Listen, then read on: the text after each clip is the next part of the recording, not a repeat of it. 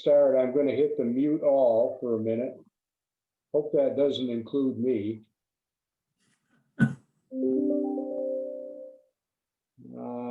You can unmute yourselves. All right, there. I'm still not muted. That's good. And let me go to share screen. There we go. And now where'd my record button go? Hang on. Let me turn on record. Computer or to the cloud? No, I'm recording to my machine here. All right, I'm going to do the same. So now we've got a couple of recordings going. And now let me go back to share screen. So I want to welcome everybody to the 2020 session of Cutting the Cord. And I've done this, a few times now. I did one about this time last year. Want to mention Jeff Wilkinson has also done a series of Cutting the Cord seminars, one at the general meeting and some topical stuff. If you did not get the handout notes, let me show you real quickly where to go. Here's the club website. You go over here in the navigation pane, click Seminar Handouts. That'll bring up a page with links to all of the seminar handouts. Click on Cutting the Cord here. This is like a quick index. And here's today's session right here, Cutting the Cord 2020. If you click on that link, it's going to open up a PDF file that has all the slides I'm showing you today. And you can save that or print it or whatever you'd like to do. All right. And I recommend go get the handout rather than try to write a whole bunch of notes. And so that'll take care of that. I can go ahead and close that up. So we're basically going to talk about your various options for internet service, TV, what it means to cut the cord, streaming, a lot of that kind of stuff.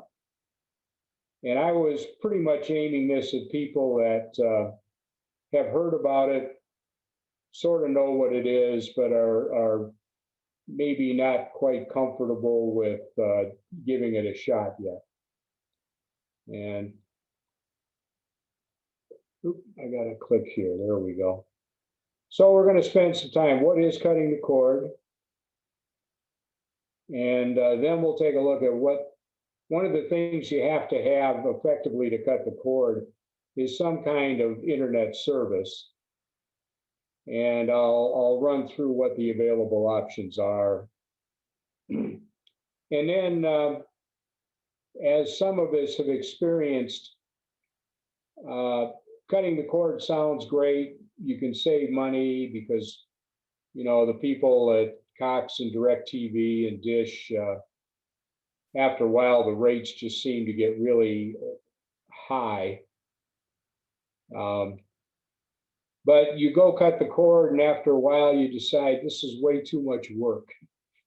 So you may want to just be aware of, if you want to go back or, you know, pay somebody else to do all the work, what is available from Cox, DirecTV, Dish. Sometimes it just makes sense. You can ping pong between. Every year or two, you call up and say, okay, give me a good deal or I'm going to go to your competitor. And you can bounce between Dish, DirecTV, and Cox if you want to. All right, so what is cutting the cord? Mainly what we're talking about here is being able to get entertainment, news, other TV programming without using a cable or satellite TV service. The idea is you use your high-speed internet connection. You may combine that with an over-the-air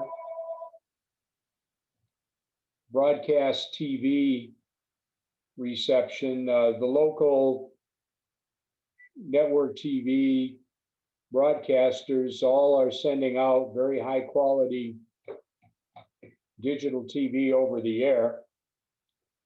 You can get an antenna and receive that and get all the local programming that way. Once you've got the internet connection, you can subscribe to video on demand streaming services. People like Netflix, Hulu, Disney TV, Amazon Prime, just to name a few. There are also some internet-based, essentially cable network providers, YouTube TV, AT&T TV Now, Sling are a few. That's essentially getting the same content you would get today from Cox.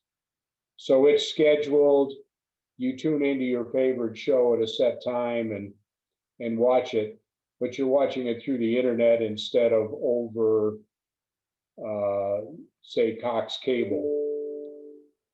Hopefully, when you set all that up, it costs you less than it would have to continue to pay, let's say, DirecTV or Cox. Interesting wrinkle, depending on how you do it, if you've got the internet connection, you can save a fair bit of money by getting rid of your landline service. Either go cell phone only, quite a few people have done that, or through your internet connection, you can get voice over IP. And some of the popular services for that are Vonage, Uma, and Magic Jack, just to name three. Cox also does kind of a voice over IP service through your Cox cable. And here at the house, we've been using that for a couple of years now. And one of the nice things with voice over IP is you can subscribe to one of these blocking services that gets rid of most of the junk phone calls. And this is the time of year because of all the political calls that are coming in. You just, the phone rang a minute ago and it was somebody wanting money for political services. All right, well, that's in a nutshell what cutting the cord is. So now we'll look into that in more depth. Here's a diagram just to show you what's really going on.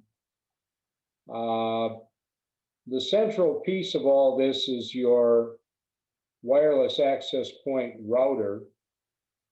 Typically, that's connected to a TV or a phone cable. Phone cable would be CenturyLink, DSL. The TV service would be Cox. And so that brown line would be either the phone wire or your coax cable from Cox. That modem converts the signals to Ethernet, which are the blue lines. And then everything else, basically, that goes into your router. And your router will have some wire jacks and a lot of Wi-Fi connections. So you'd see on the computer side of things, you might have one or two desktops, maybe a laptop. Your cell phone might be connecting wirelessly. Tablets. I'm charging up my Amazon Fire as we speak here, since I've got the speakers on and everything. Over on the other side, you've got your smart TV. You may have some kind of a smart streaming box. This could be a Roku, an Amazon Fire, an Apple TV. There are a few others. I've got a list of them coming up. And anyway, however, those typically connect by Wi-Fi back to the router and then get out through this path to the internet. And the antenna, depending on how close you are to Henderson and other factors, you may be able to connect up an over-the-air antenna directly to your TV. Or I've got a nice setup. My DirecTV box has a converter where I can plug the antenna into DirecTV. And then I've got one box with a DVR that can record all my television. Now, again, we'll talk about that a little later. But so this is kind of the part of it that we're going to be talking about today. All right. So let's cover over-the-air antennas. And there are relatively inexpensive ones that you can buy that you might hang on the wall, or the old rabbit ear type TV antennas actually work. I've got some links here. Best Buy, you can click these if you want. But Best Buy and Amazon sell all kinds of these.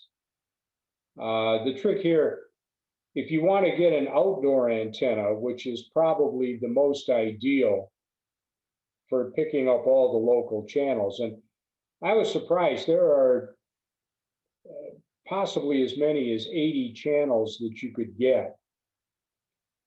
But if you have an indoor antenna, you don't get quite that many because the walls in the house just really block the signal.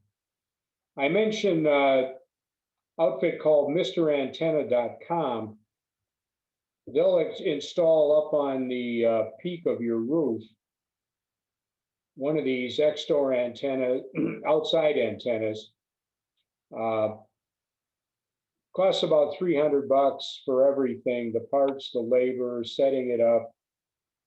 They put the antenna up. It's one of these triangular, old-fashioned, with vanes on it.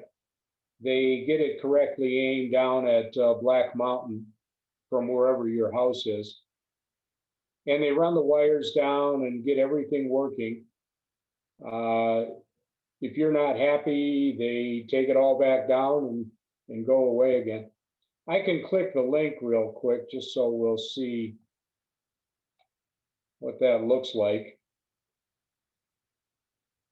Give it a second to come up. It's a little pokey when we're on Zoom because Zoom is also using the internet connection. All right, and then you can go click the Las Vegas, go to their website. So they're a national, I think it's a franchise. And let's see if we click TV antennas here. Give it a second to load that again. They've got some pictures of what it looks like. They'll also come in and do the internal TVs. So it's kind of like that. That's pretty typical right there. And they run the cables down and bring them in. I don't know if anybody that's listening in today has had this done, but that's what they do. In my own case, I haven't needed to call them. I've been lucky that I've got an indoor antenna that I've got mounted in a window, and that actually works pretty well.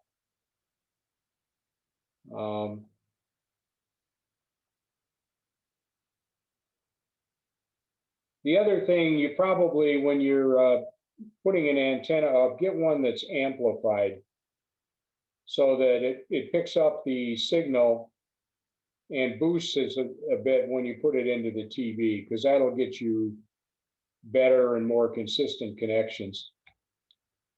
For what it's worth, if people don't know, the broadcast antennas are located down in Henderson. Most of them are on top of Black Mountain. It's about 25 miles away, and the general direction is east-southeast. I checked the FCC website, and from our area, the compass heading would be 100 and 110 degrees. Due north is 0. So, and the only thing I found is if it's raining, sometimes the rain will interfere with the broadcast signal. Because we're 25 miles away, the reception on the indoors antennas can be spotty. If you've got one of the roof mounts, it probably will be fine. Anyway, as I said, with the over-the-air antennas, you can pick up, let's say reasonably about 60 channels. A lot of them, though, are foreign language. Many of them are the secondary channels. Like if you go look at channel 3, you'll find there's 3.1 is the main feed, 3.2, 3.3, and on. Same thing for 5, 8, channel 10 is PBS. And so you get quite a lot of stuff, but it's all local. And you're not going to get any of the, say, cable channels like TNT or TBS or CNN or any of those. All right, a few other things I just cite in passing. If you're just looking to be entertained, one way to do it is just go get DVD or Blu-ray movies. You can borrow these from the library or borrow them from your friends. A lot of what we used to do is borrow the DVD, and then there was software you could actually convert the DVD into an MPEG-4 file. And I've done classes on that. And I was looking back, I did an article in the Gigabyte Gazette a couple of years ago that went through the end-to-end process for that. It's harder to do with Blu-rays because you need a Blu-ray disc in your PC to be able to read the Blu-ray discs. And then, of course, you can stream all kinds of high-definition video from the internet. And that's really the main thing we're going to talk about on cord cutting today.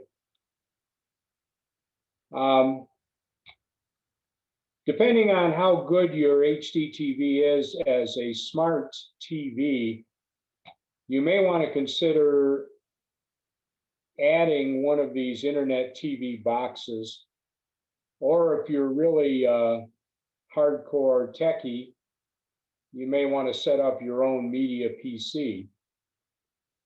I've done that in the past, and with mixed results, but it's workable. But probably the commonest of these internet TV boxes, or you can actually get them now as a little stick device. Amazon Fire and Roku are the two biggest ones. A couple others, D-Link makes one called Boxy. Google still has the Chromecast. And then Apple makes a box called the Apple TV box. Sony PlayStation will do it. And I didn't think the Microsoft Xbox also can act as a streaming TV box as well. And particularly if your HDTV is a little older, you may want to think about picking up one of these. We're about a month away from Amazon's Prime Day again. They just had one in October. But the prices on these Fire TVs are typically about half. And what happens, I think, is Roku, if you like them better, they tend to knock their prices down during the holiday season too. Typical price for a Fire Stick is $25 for the mid-range model, maybe 35 or 40 bucks for a high-end one. And you can get the Amazon Fire box is a little fancier, does a few more things, but I've got a Fire Stick. We bought one, it's been about a year and a half. And we paid 25 bucks during Prime Day for it. And it just plugs into basically one of the HDMI ports on your TV. And it's got a Wi-Fi connection back to my router. And the picture's amazing. It's very high quality. I never have trouble with pixelating or, what's it, reloading, buffering of the picture. It just goes. So it's just something to think about. They're not very expensive, and I do have a smart TV, but the Wi-Fi chips in it were not very good quality, and its Wi-Fi connection is much weaker than the Fire Sticks. So go figure. So even if you have a smart TV or one of these little streaming boxes, you're going to need to do something to get content. And I've got a couple of links here. The first thing you want to figure out, and I'll go up to Suppose TV. We'll take a look at that. Jeff actually put me onto this. Now here again, it's buffering a bit. Before you get too deep into this, you may want to think about what channels do I absolutely have to have? And what Suppose TV does is it's got the information about all the available services, and you can put in, let's say you want to have the local channels, so you can highlight those, show more. Maybe I say, I watch PBS all the time. Then you can scroll down a bit.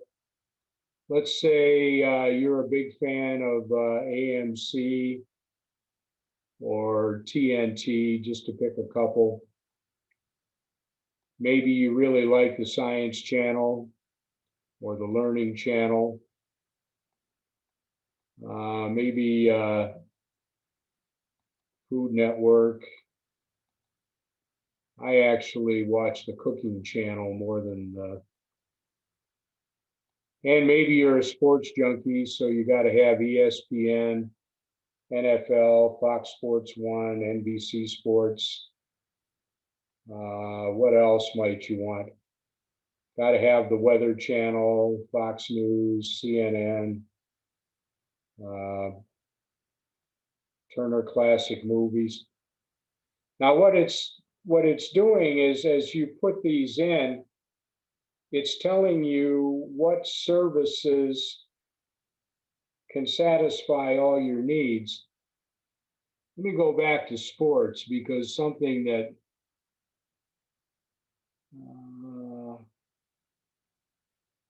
did I go too far? Yeah, hang on. I had it, and here we go. View more. There's a ton of sports, but I tend to like to watch the Golf Channel. Anyway, you can pick whatever. Now there's Yeah.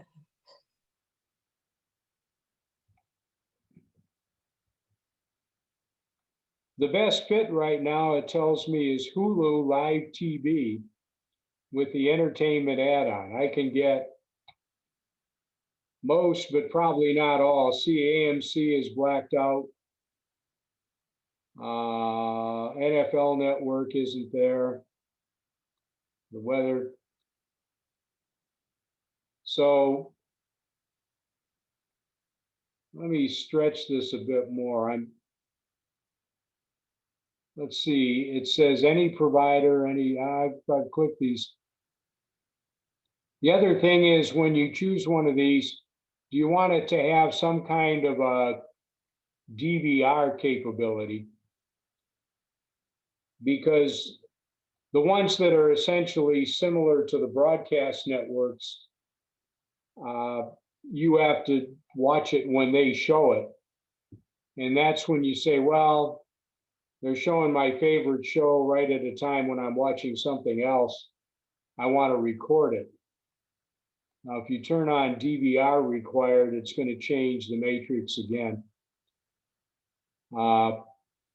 Anyway, Hulu Live TV or YouTube TV pop up here is maybe two of the best. Some of them tell you have to order something else besides YouTube TV to get what you want. Here's the arrow. So there are more. And then they do tell you what the price is going to be. Like here, they said, well, if you buy YouTube TV, watch YouTube itself, Philo, and CBS All Access, 91 bucks a month. That looks like you can get most of what you want, except even there, they don't have the Weather Channel. But it tells me there are 114 other channels besides what I picked. Anyway, the idea is you can go to suppose.tv, kind of do a little what if playing around to get a sense of what you can get from who, and just see how well these are going to meet your needs. Now you can go to all the individual services and look at their channel lineups if you want to, but it's kind of nice here because they've aggregated it all into one place. One other thing that's beginning to be the case, I think here's an example. Here are all the popular services. And like more of these are coming online all the time, but the prices on all of these started out relatively cheap. And what's been happening over the last year is each one goes up a couple of bucks a month.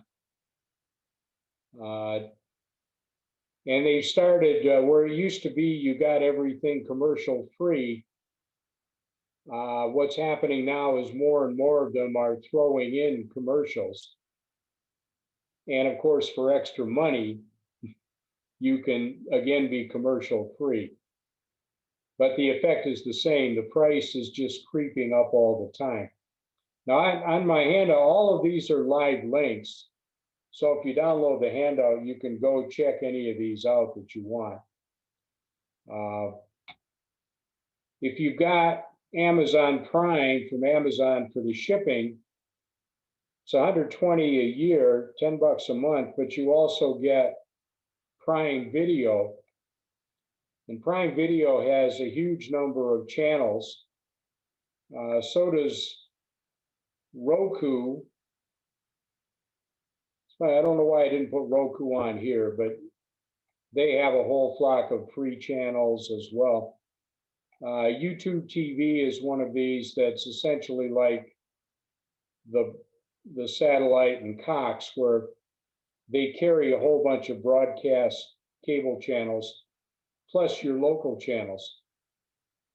And Google Play's another one, Sling, AT&T TV Now. Disney TV Plus came on a year ago. It's actually almost a year since they went live. And Apple TV Plus, same thing last year. The other thing you can do is many of the TV networks have their own website. You can use your web browser, and most of the smart boxes have a web browser built in.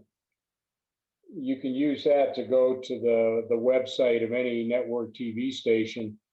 And usually you can stream recently shown shows.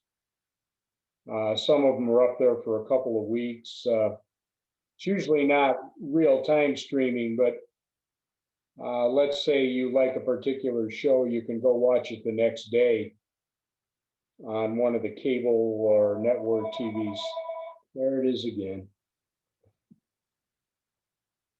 All right.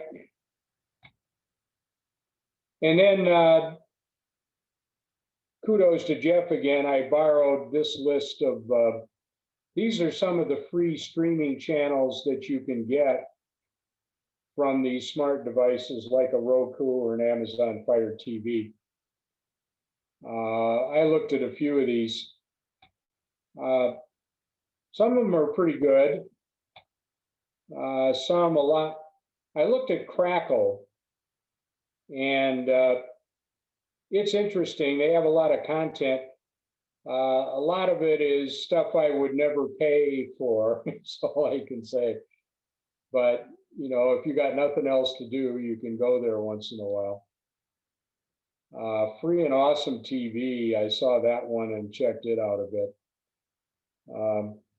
I forgot to put in Amazon Prime carries one called IMDb.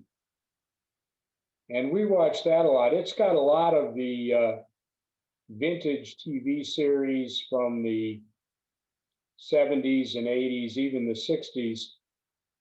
I've been having fun watching Roger Moore as the Saint. It's so old, it's black and white, but they're pretty good. We just started watching LA Law. The whole LA Law series are available for free on IMDb. Again, most of these have commercials in them. One thing, IMDb, the commercials are 15, 30, maybe 45 seconds at the most, and then you're back to the show. So it's not nearly as bad as watching them on late night TV, where the commercials seem to go on for 3 or 4 minutes now. One other thing you can do as far as content, the library has got a relationship with a number of these services. Acorn TV, there's one, Great Courses. These are actually quite well done courses. Every now and then I get the mail catalog for them. You can buy these on DVD yourself, but through the library, you can go through their website and stream this stuff. Hoopla is another service. You can borrow movies, music, audiobooks, ebooks. Canopy is a streaming services. They claim 30,000 or so independent and documentary films. And there's a Canopy for kids as well. And again, if you go to the library, I had a recent thing, you need a library card to use this. They finally, perhaps because of COVID, the library said if you've been using your library card, and Irene and I use ours quite a bit, because we download books to our book readers, they automatically renewed our library cards. I said, well, that's cool, because it used to be you had to go over there in person, and somebody would type something in, said, what's your PIN, type it in here, and then you'd be good for 3 years again. So it's a good thing to have in any case. If you don't have a library card, it's worth getting one, because so much now is available electronically for free. So here I thought, break away for a minute. I kind of modeled this out last year. It's kind of a low end cutting the cord package. You might wind up wanting to spend more than that, but Cox Essential Internet Service, you get 50 megabits down these days for $40 a month. You spend the bucks to go get the quality air, over the air roof antenna from Mr. Antenna. But I said, let's assume a 5-year life for that thing, which is probably low. There's nothing going to wear that out. It just sits up there. But say $5 a month on a 5-year basis. Get your Amazon Prime, which includes Amazon free shipping, all the video on demand stuff, $10 a month for that. And then let's say just to have one of these services, you might get Netflix, which runs about $11 a month right now. So for $66 a month, you'd be getting your internet itself, so all your surfing and email and everything. Plus, you'd be getting all the local channels. You'd be getting quite a lot of material or content from Amazon Prime and quite a lot of content from Netflix. And I did check, Amazon Prime has a couple of news channels. So it's not like you'd be totally without any news, and you would be getting the local channels over the air. So anyway, you could bring that in for about $66 a month. Maybe you decide you want to add something like Disney TV Plus or CBS All Access. Might be another $7 or $8 a month for that. But easily for under 100, you could have quite a lot of streaming content coming in. And after a while, the problem you get into is the other one of you don't have time to watch it all. And so you start looking at it and say, boy, I'm paying for a lot of stuff I just never have time to look at. So you want to think about that too. Are you really getting the benefit of whatever you're spending? Here again, I've highlighted, yes, for this you need to be, or you need to know, a techie nerd, we'll call them. You can take, let's say, an older laptop or something like that,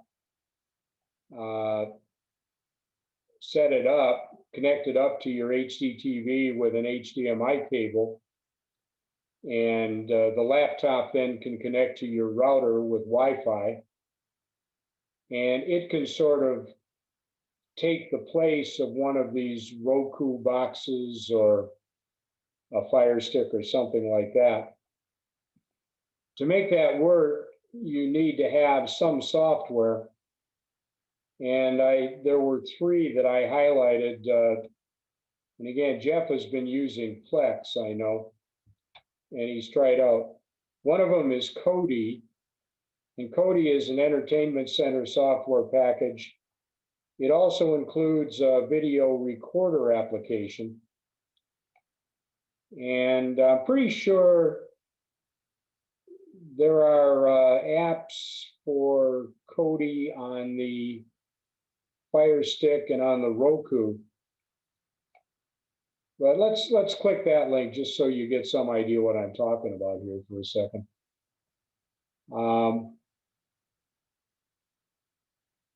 Let's see.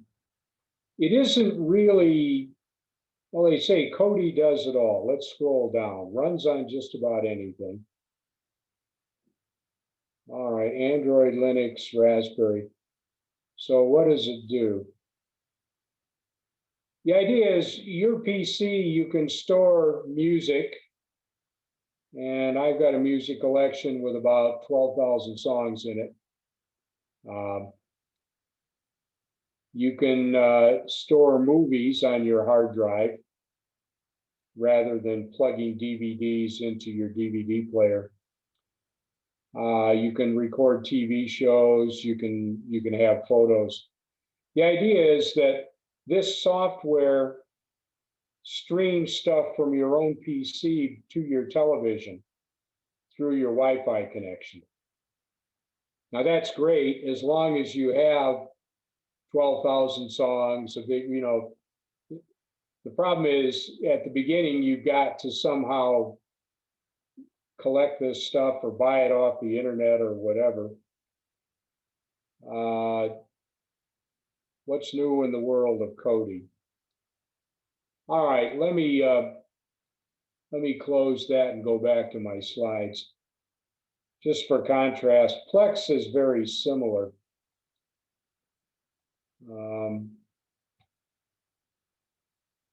Stream over 20,000 on-demand movies from one.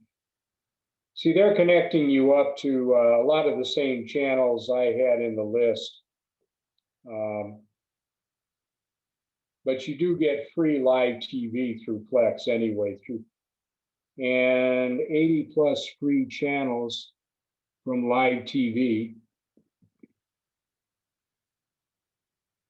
What else? Your own media, Go Premium. I guess you get some extra benefits. Now, again, I'm not going to spend a lot of time there because I haven't yet done this, and I'm not sure Jeff wants to spend the rest of his life supporting other people on how to do it. So that's kind of a run through on what's available. Let me go back to our screen view here for a minute. And let me say, this is a good point. If anybody have any questions, unmute yourself and ask, or I see a few on the chat. I couldn't see the chat. All right.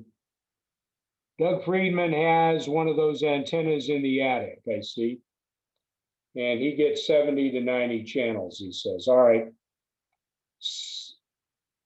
For people that live in one of the older sections of Sun City, those homes were built before Cox Cable was available. They hadn't run the coax out here. So they actually, Del Webb put antennas in the attics, and I guess they ran a drop down into one of the rooms, so you had a jack on the wall that you could connect the TV up to. Those antennas work pretty well if you've got one. Mitch Swetsky points out, it's true, for the outdoor antenna, you need to submit your plans to the Architectural Review Committee, but they cannot deny you. The FCC laws now say anybody can put up an outdoor antenna for TV reception. What they will do, though, is make you paint the cable that comes down from the antenna the same color as your stucco. I don't know if Mr. Antenna takes care of that or not. See, indoor antenna works great if by a window. And that is true. My antenna, it's kind of weird. The best situation is if you have a window that faces south or east, because that's generally in the direction of the antennas on Black Mountain. My garage faces south and east. So my antenna is actually in a north-facing window out the back of the house. And I'm fortunate, right behind the house is one of those slump stone walls that's about 12 feet high, goes up, and my neighbor lives up above me. And with the antenna in that particular window, the signal bounces off of my neighbor's house right down and hits the antenna, and I actually get pretty good signal.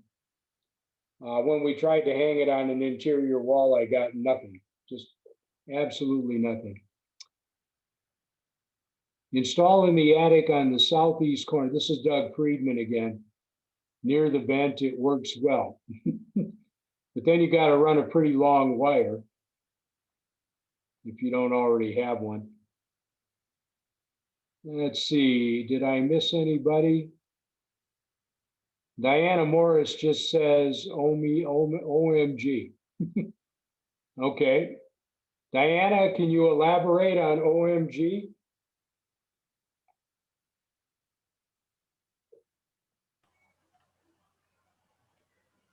I don't even know if she's still with us here. Excuse me, I have a question. Yeah, ask away. Yeah, the indoor antenna is in the older homes. That would be, because I live way at the bottom anyway, off Sungold. So it's possible there's one in there? Fair chance, yeah. But Mr. Antenna wouldn't be involved in doing that one, right? Well, if it's already there, It's just a they're matter, willing, they'll also do quote an indoor antenna. Uh, You might look around in your living room and see if there's well, yeah, there was a one, but I think, coax jack, yeah, we other did than the have, one from Cox. Yeah, yeah. it could be that if you connect that up to your TV, you'll suddenly discover you're getting a whole bunch of local channels. Oh, okay. Well, except that I think they cut that wire. Now, the other thing was the mechanisms that you have that are indoor antennas. They're like, I haven't been able to buy it yet, but I'm thinking of, my friend has one. It's above the bookcase area where the television is set and my modem Right. is set. That's what I think I'm going to try to look for that for now, because that might be able to help me with the problem of getting local channels, because I have Netflix and Amazon Prime for my kids. So I Right. don't pay for that, but I just, we are paying a lot for our Cox right now with the phone, because my Right. husband won't have a cell phone. So Um, anyway, so I'm looking for that. I'm not sure. It's like what's a term for that particular type of antenna that you can, well, let's go back here. We can click on a link and get a look at them. oh, okay. Hang on, I got to do my share screen deal again here. They're Okay. oh, oh, Now let me go back a few slides because back when I was talking about the hardware, yeah, the Best Buy, let's right? let's click the Amazon link here and right away. So the kind you're talking about are these little flat ones. I would assume there are Oh, some rabbit ear types too, yeah. but this would be pretty typical. Prices are all over the place. Here's the wine guard. This is what I've got here. It's a Oh, very yeah. thin piece of plastic. When you look at it close up, there are little thin, almost printed on veins. It comes with a pretty long cable and Mhm. it's amplified. And it'll go right into the antenna jack on the back of your TV. Right. Now see this one, it's about 14 by 14. And so it's a little bigger. Some of the cheaper ones are, maybe 10 by 12, 10 by 14. But it's certainly worth trying. All I'd say is, again, get one with an amplifier. Okay. Now, if you live down closer to Rampart Boulevard, where you do, you're Yeah. over by Sun Shadows, you're Yeah. about 3 miles closer to Black Mountain Black than I Mountain. am. Yeah. And typically that's quite a difference in terms of the signal quality.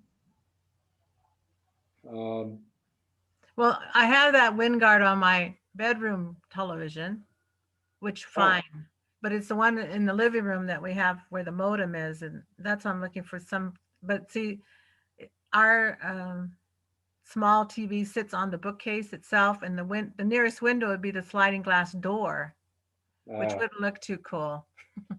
So I'm looking for more of a device I can put above the bookcase to catch the. Right. Well, the problem with the interior walls is they really Yeah, interfere with the signal. that's true. And if you can, try to figure out how many walls the signal's coming through. Plus the exterior stucco, I'm going to come back so we can see each other. When Del Webb built the houses, they laid sort of about 1.5 inch chicken wire all around, and that's what the stucco was plastered to. And that acts a little bit as a dampener. You know, I've used the term Faraday cage, but it's not that fine, but it does definitely attenuate the signal quite a bit. The antennas up in the attic do better because the signal is only passing through the roof tiles. And so you get a better pickup. You actually could mount one of those flat ones on the outside of the house. But again, you'd probably have to paint it to match your stucco color. Uh-huh, okay. All right, any other questions? Dang. Any comments people have that we got? Let's see. That was from the beginning when the language was rated X. Okay, I don't know what. Okay, yeah, maybe somebody else was speaking off and not realizing they were on a live mic. Okay, well, let me go back. We'll talk about internet services and TV services a bit. So once again, I'm going to hit share screen.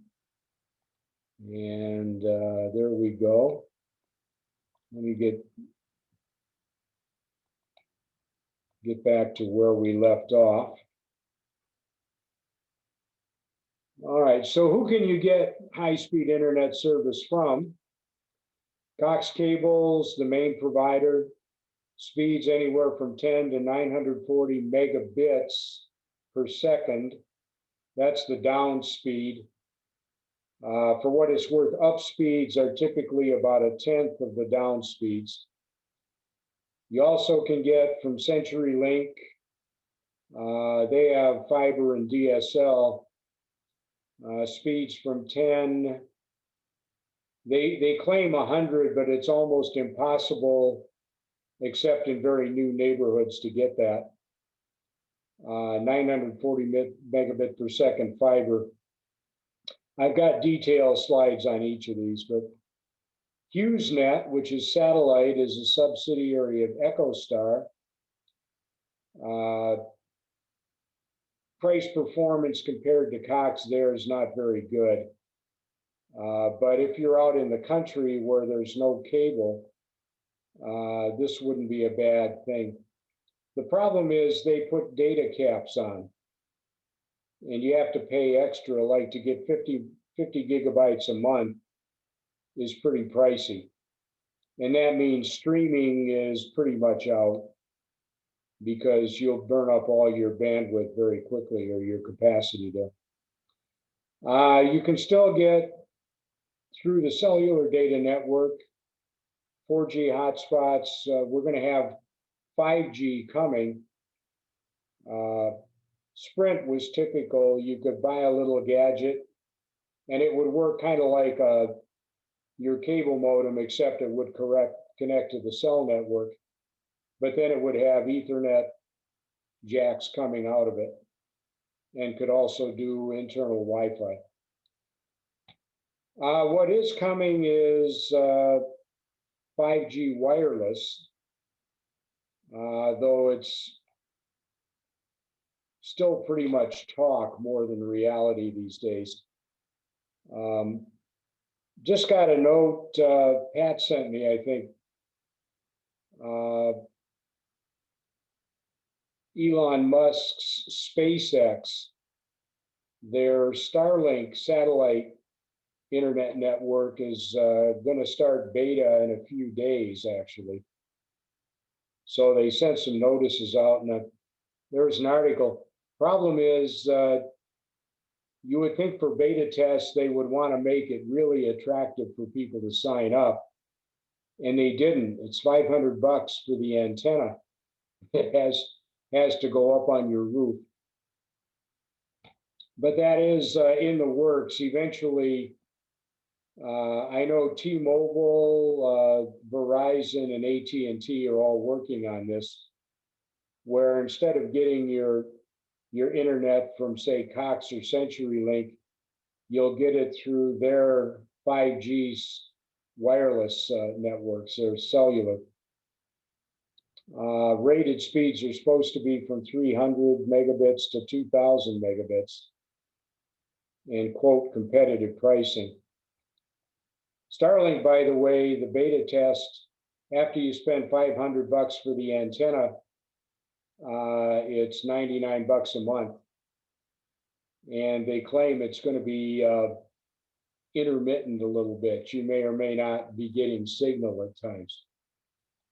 All right, let's dig in a little bit more. Cox far and away owns most of the high-speed internet market in Vegas. These are the plans you can get. The typical deal is you do a 12-month contract and 10 megabits is 30, 50 megabits 40, 150 megabits is 60 for the first year. Ultimate is 80, and the Gigablast service for the first year is $100, $99.99. I rounded up. You can buy internet service only without the TV. You get better prices if you bundle with either Cox TV or Cox Phone.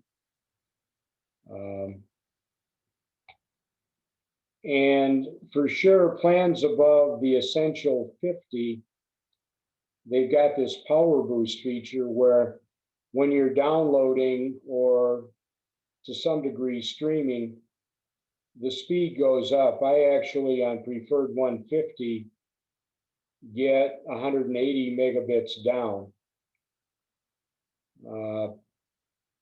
I'm outside the 1-year teaser deal though, so my we're getting the phone and internet from them. Our combined price is about $105 a month.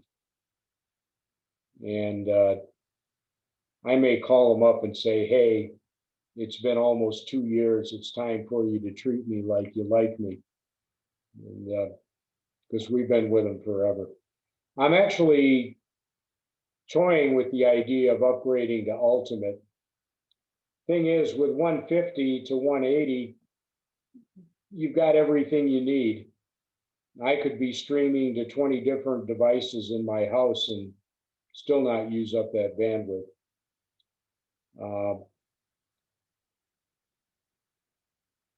Anyway, the other thing to note, Pat was asking earlier, preferred and the Ultimate, well, so I'm not sure about Ultimate now. Essential and preferred, I think, are going to need a DOCSIS 3 modem. And then I think Ultimate and Gigablast probably are going to need a DOCSIS 3.1. The difference in that is the signal protocols are a little different in 3.1, and they bond more channels. The way they get all this speed is they use DOCSIS 3 will use up to 16 TV channels in the cable to download the data, basically. They bond all those together to make one super channel. DOCSIS 3.1 bonds 32 of the TV channels in the cable to make one single streaming internet channel. Okay, so that's Cox. CenturyLink, these numbers are up to date. What I find kind of bizarre with CenturyLink is they'll give you anywhere from 10 all the way up to 100 megabits per second down. It's based on how close you are to one of their nodes, is the speed quality that you get. But the price is the same, $49 a month. So if you're far away from the node and you're only getting 10 megabits, they still charge you $49. Most of Sun City, the best you can get is 20.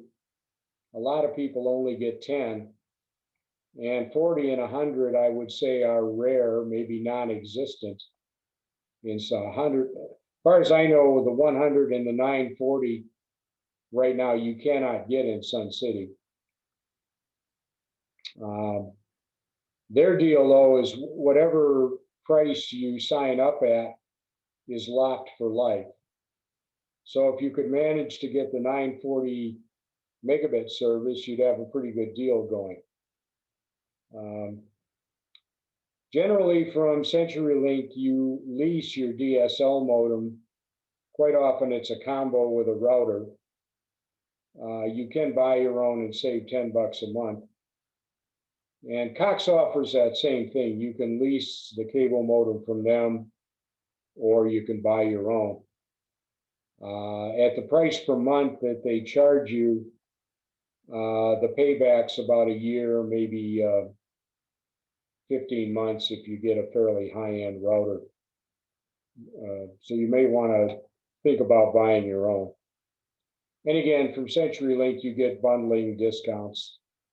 Watch out though, CenturyLink likes to whack you with activation and installation fees on both ends.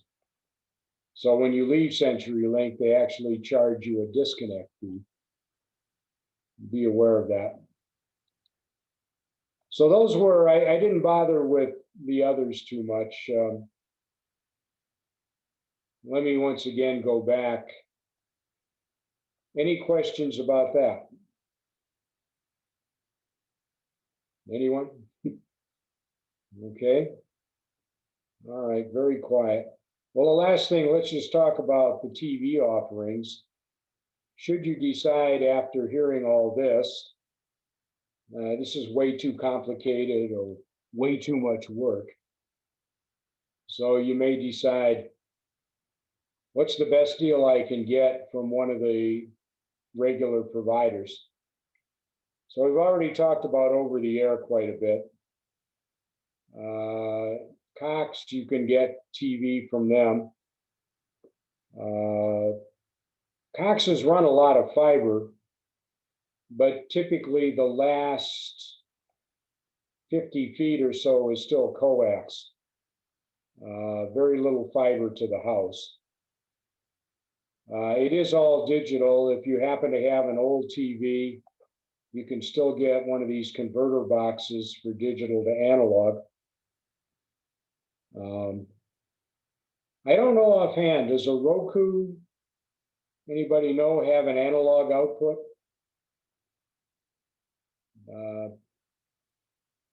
Nobody knows, it's okay. DirecTV is, I get TV from them.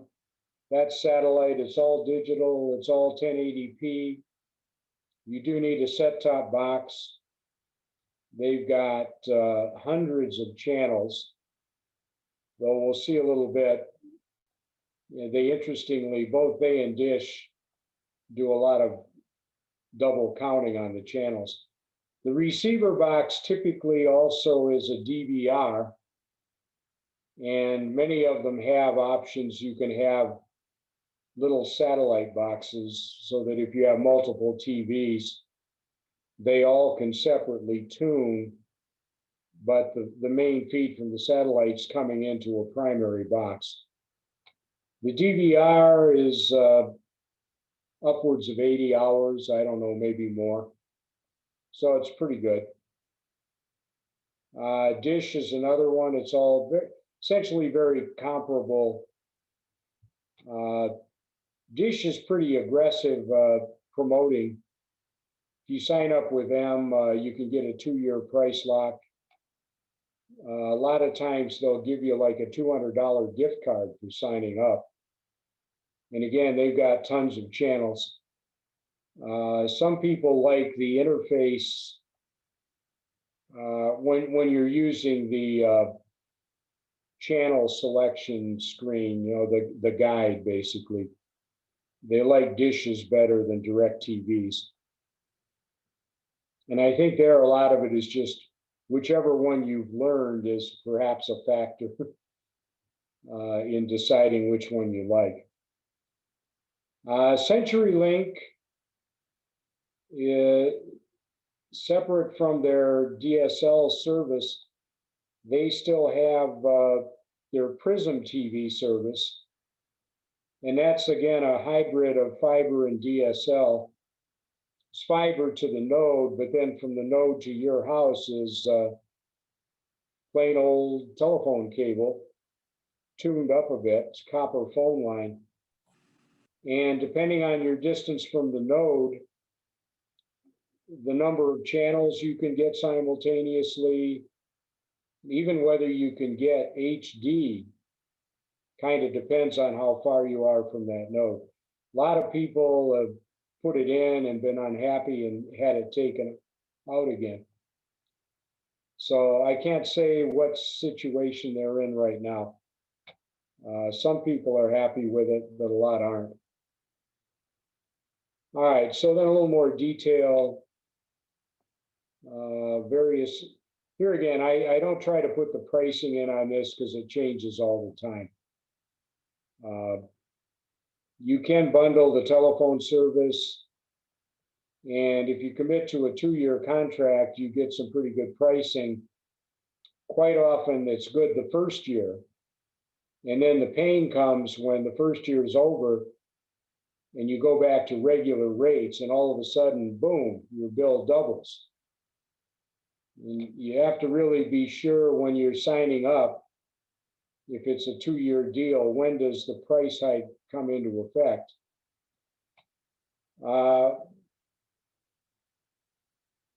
Over the Friday group in particular, the one that keeps all the PCs going at the computer club,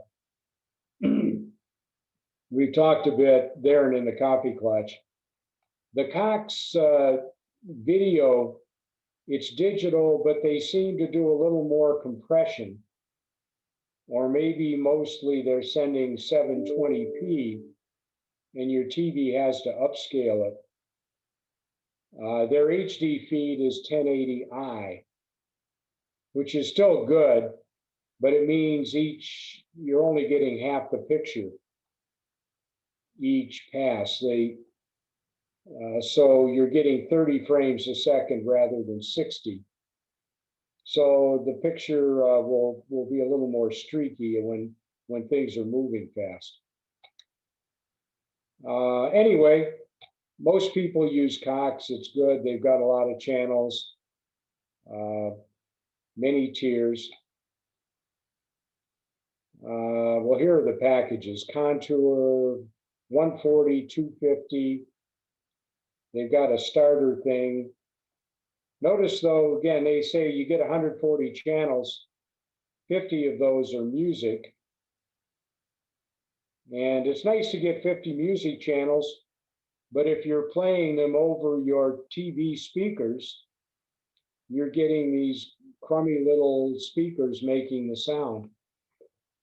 So right away, if you want to do that, you're going to wind up wanting one of these add-in boxes that has higher quality stereo sound and a subwoofer and everything. You can add channel packs, but I've been up there on their site. It's very hard to know what you're getting. And the way they package things up, by the time you get everything you want, you're maybe up to 150 a month. And you're getting all kinds of channels you don't want. Now that's not unique to Cox, but the other thing that they tend to do is they'll charge you extra for high definition. This 140 is also including not just HD channels, but standard definition, 4:3. And they do that for people that have old TV sets. All right, let's compare to DirecTV. This is coming from the satellite. You can go to there. Most locations now are able to get the local channels in high definition from the satellite. They've done deals with virtually every major TV market. Interesting thing that happened, this is why I have one of those indoor antennas. They got into a dispute with Channel 8 about a year ago about pricing. And Channel 8 finally refused to send their signal up to the DirecTV satellite. So Channel 8 went completely dark for about 2 months. And I called DirecTV up after a week or two of this and said, I'm paying you for local channels and I'm not getting Channel 8. I said, I understand it's not necessarily your fault, but either discount my bill or do something to solve this. And they said, we'll be happy to send you out a free Winegard antenna with the amplifier and the cable adapter so that it'll plug into your DVR. 3 days later, there it was. Took us a while to find the neat location on the back window. But for about 2 months, we were watching Channel 8 over the air because the real Channel 8 refused to deal with DirecTV. And miraculously, it all cleared up about 3 days before the fall football season started last year. They came to terms with each other. And since then, Channel 8's been back on DirecTV. But there have been similar disputes. Dish ran into trouble, I think, with the local Channel 5 Fox cable earlier this year sometime. All right, well, those are the packages. And again, you're going to probably wind up somewhere around choice or extra to get all the channels that you want. And again, the frustration with this is we're getting something like this, 235 or so supposed channels. And in the evening, we'll arrow up and down through the entire directory, the guide, and other than the news channels, and once in a while, cooking channel, or there's just nothing. You know, we watch sports, football and golf and whatever, but all the so-called entertainment channels, there's just nothing that we haven't seen 100 times or you know, don't care to watch. So we're coming up to renew again on DirecTV in January, and I'm seriously thinking again about going somewhere else. Anyway, they have their Genie 4-room DVR. All the channels are duplexed in standard definition or high. They count separately. They give you, I forget, about 80 music channels. And then they like to upsell you these special packages. So like NFL Sunday Ticket lets you see many of the Sunday NFL games. You can pick your, you know, if you follow your favorite team. But the price on that got up to $235 for the season. And the problem was you're only getting about 13 games on a typical Sunday. And I priced it out and I said, I can get 5 games free just off the networks and ESPN. And the rest of it, the NFL channels running highlights of the games, which is all I care about anyway. So you can't really watch 2 games at the same time anyway. So, all right, and then Dish, just to know, you can go there and check their prices. Very similar.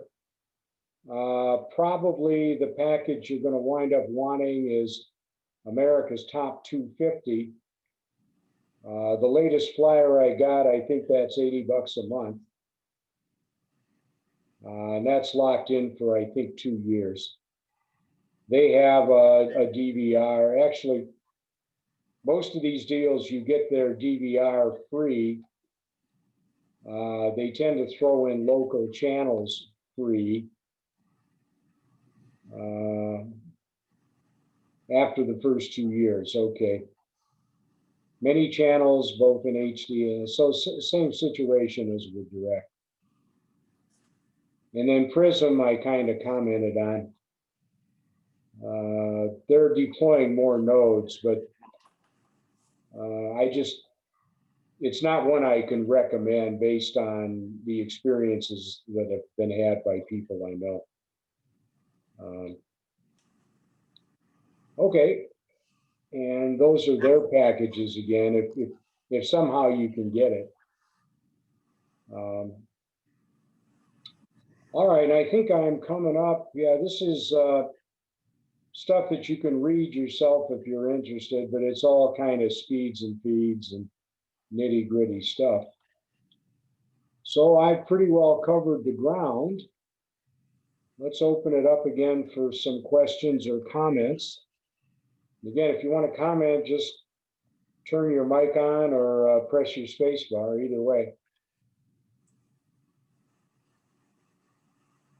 Okay, there's Jeff. All right. I don't really know how to do this very well, but I kind of wanted to just ask that, well, what happened is I've had Dish for 16 years at $60 a month, and I decided I wasn't getting what I wanted anyway, and I was supporting a lot of things I did not want to be supporting. Right. And so you probably know Bob Elmondo, something like that is his name. I know Bob. He installed for me a Roku. And actually, I'm quite happy with it. However, I don't get local news. And so I have to go on my iPad and just go directly to news and then look for, whatever. I wonder if there are any Roku users that know how to actually get it. And I'm going free. I haven't done anything. I know they have all my information. They could charge me and I could buy things. But so far, I've had it for about a month and a half, maybe. And I haven't had any extra charges other than what Bob charged me to install it and the cost of the Roku itself. Right. So I'm actually quite happy with it because I can go to YouTube and look at things that may be hours or a day or two older, but I get to see whatever I want to see. Right. I don't really watch TV that much. I don't really watch movies. I have hearing problems. And so it's kind of difficult to even watch a movie. So for me, as an old person, and not that into the TV and all that in the first place, it's great. However, the news, it really bothers me that I can't see a little bit of our local news. And from what you said, it looks like you have to have a router to be able to stream in those local channels. Is that right? Or is there a way for me to be able to do that? You can do the over the air approach would work. Again, if you probably, it depends on where you live again, how well it'll work, but. I'm on Halston and Lake Mead. All right, you're not too far from the Pinnacle then. It'd be worth a try. Put one of these indoor antennas up and simply connect that up to the antenna jack of your TV. You have to select that, the antenna input, and then there's, in the setup, you have to do a scan. And again, Bob could probably do all that for you. It sounds like from where, I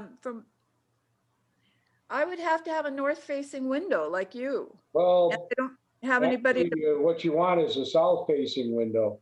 Much better. Right, there's no way I can do that. Yeah. Well, try it on the wall. You're a little bit down the hill and a little bit closer. And an amplified antenna.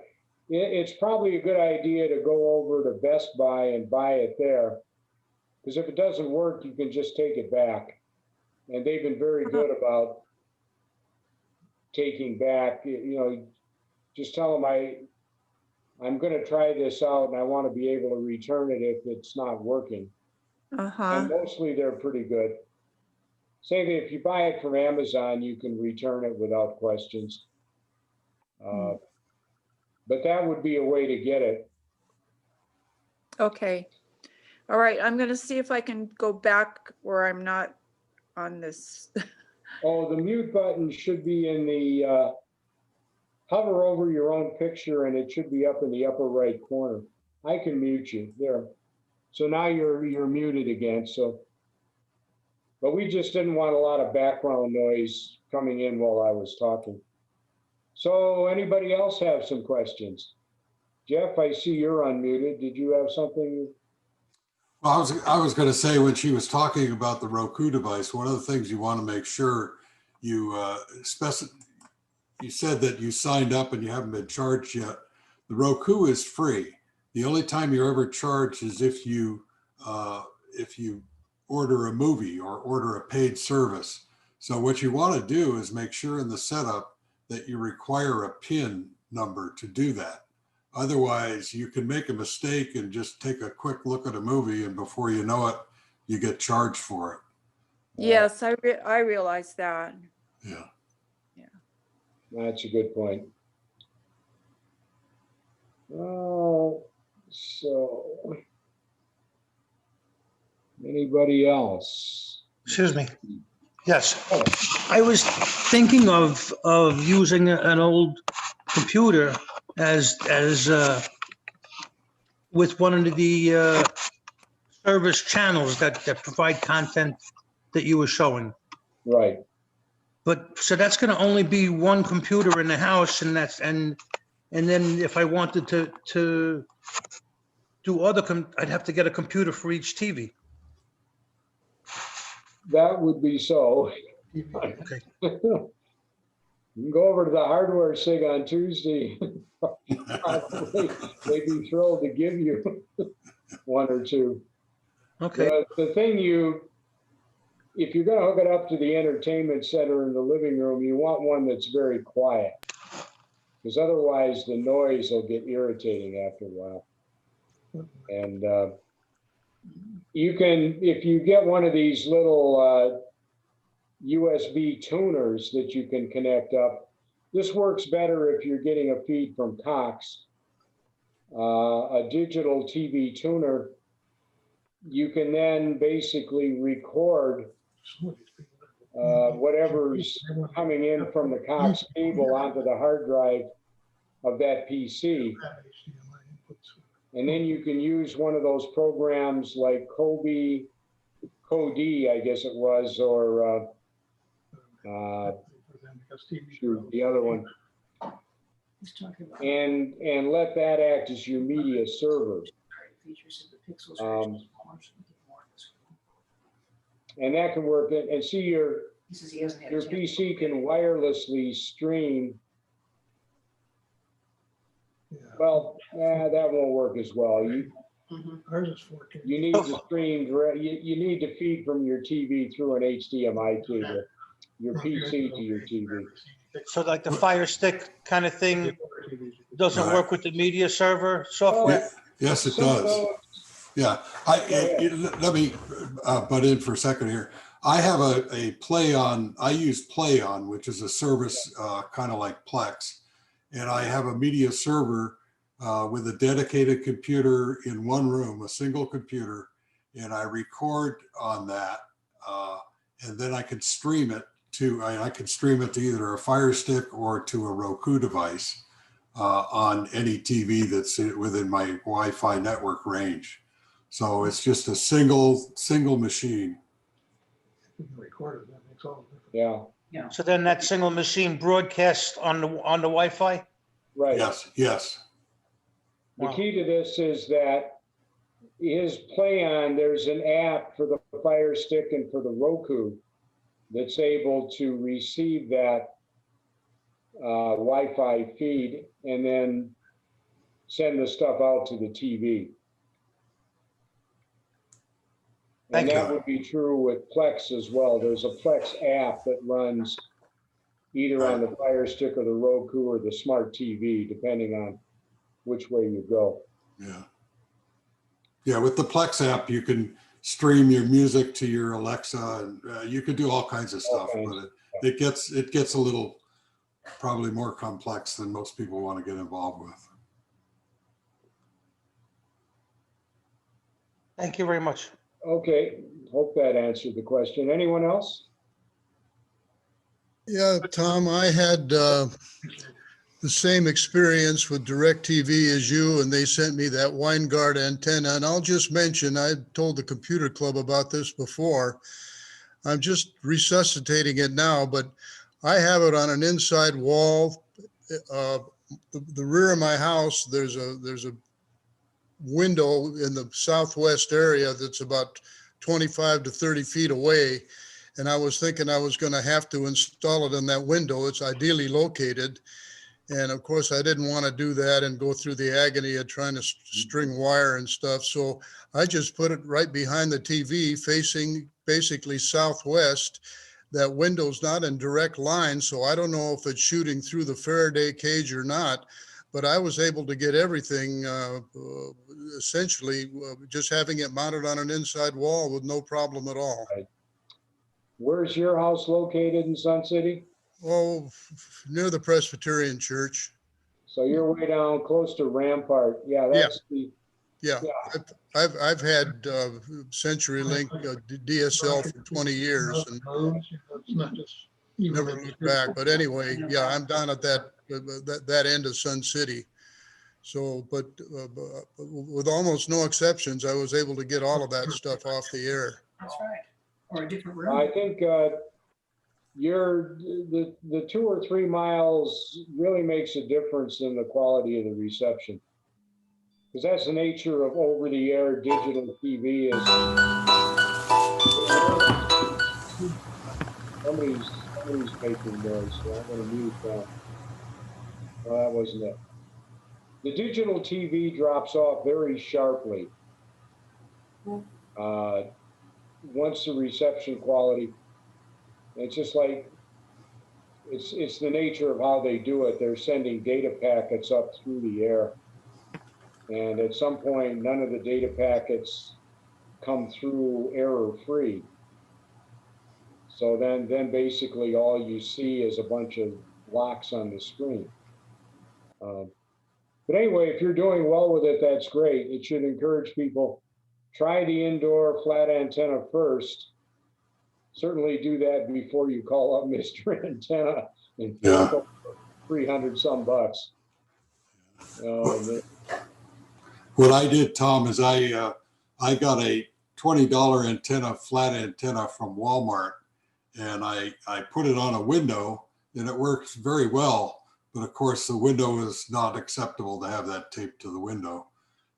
So I put it on an inside wall, and I used an app on my smartphone to point it in the right direction. And then I taped it to the wall with some green painter's tape, which eventually dried out and it fell down to the floor, and it still works just fine. So, so I just leave it there. You know? Yeah, it's pretty out of sight. Yeah.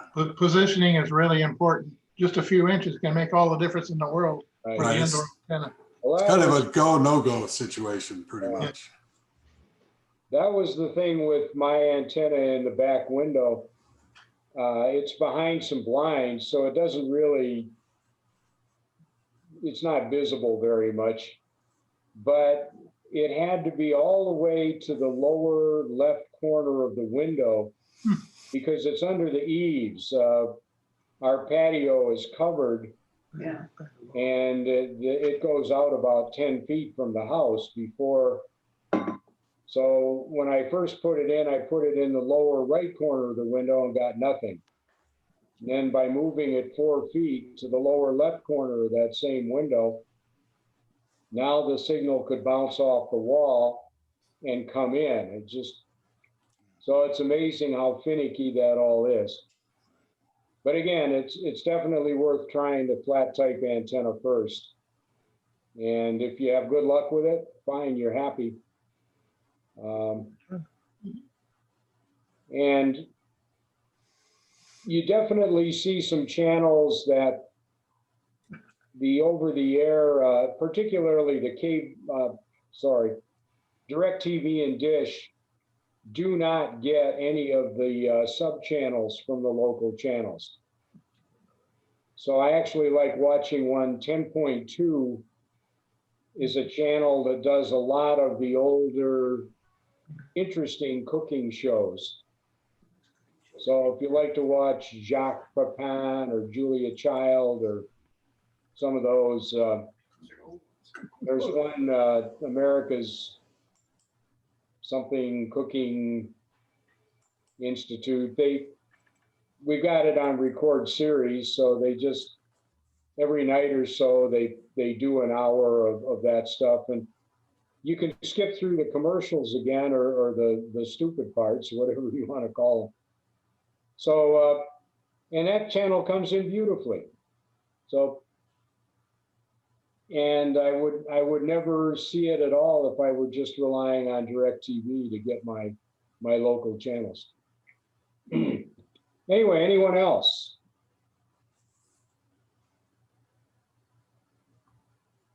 Going once, going twice. All right, I think we'll. Yeah, I've got a quick question. I actually, One more quick question. Where are you? it's Diana Morris and I just chatted it to you. But my question is, if CenturyLink has the node problem, would there be any option for Suncity to negotiate with them to exclusively take on the 10,000 residents that we have here? I'm sure it's been mentioned before. I don't know if they're just not interested in doing it. This would be like, I mean, we've had the same discussion about Cox. Rather than make each person do their own deal, why not have Sun City, Summerlin do a package deal with Cox, and everybody then gets the service. And If not just, your dues would go up a bit, but if not just for the internet, I mean, it sounds like you pretty much covered everything else that we can do. So it's really only the internet service that's a necessity. So why not just negotiate the internet service for us? That would be interesting to do, because the association is contracting with Cox for all their internal internet service between campuses. And unfortunately, it's been interesting. You keep seeing these notices on the outage community chat line that they're down, the phones are down. Yeah. Not a good thing. Okay, well, just thought I'd bring that up. Oh, But it's worth, maybe the next time they do one of these coffee with the boards, yes, send that in as a question to say, how feasible would it be? And then it's a question of how motivated they are to actually make it happen. If I were Cox, I'd be hard pressed to give up, an average of over $100 a month from all the residents. I wouldn't want to do that. Cox may not have any incentive to do it. Right. With CenturyLink, the quality and number of drops on their lines are much higher than Cox. Right. So I would never want that in my house. Right. Yeah. On the Roku box, which one do you buy? Because they have 3 or 4 different choices. I would buy the Ultra. You're only going to buy it once. So I would get the good one for like about $80, $90. Yeah. Thank you. One thing you want to be sure you do, get one that can do 4K. We've talked about this at other seminars I've done. Try to go out today and buy an HDTV at retail that is not a 4K TV. And it just, anything bigger than about 37 inches, I'd say, you just can't do it. That's all they sell. And it's fine. The prices are very reasonable on that. The 4K content will start showing up. You're not getting any to speak of over Cox. DirecTV has a few channels and Dish has a few channels. But a lot of streaming is 4K already. Right. Yeah. And so you don't want a streaming box that's only going to do standard high definition, which is 1080p. 4K, the signal, or actually the number of pixels on the screen in 4K is 8 million pixels. And in HD, it's 2 million pixels. So it's double the resolution in each direction.